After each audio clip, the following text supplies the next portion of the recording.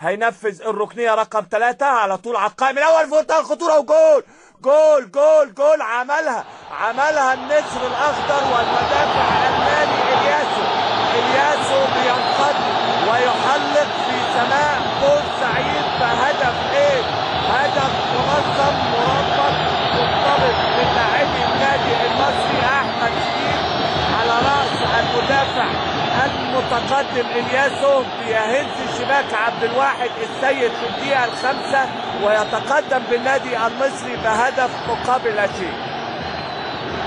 1-0. والاعلام الخضراء اللي بتنتمي لصاحب الارض والجمهور والياسو في التوقيت قبل ثلاثي من مدافعي نادي الزمالك في الميعاد والمكان المناسب، وبضربه راسيه بيهز الشباك النادي الزمالك المدافع المالي الياسو ويضيف الهدف ملعب النادي المصري. ادي الكره العرضيه خطيره وادي لابسه جول جول جول جول جول.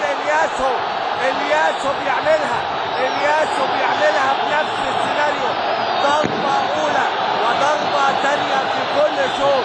الياسو بيضع هدف ثاني، هدف رائع في مرمى نادي الزمالك بضربه راسيه لا تصد ولا ترد، ضربه راسيه لا تصد ولا ترد تضيء ملعب بورسعيد، ضربه راسيه تضيء ملعب بورسعيد.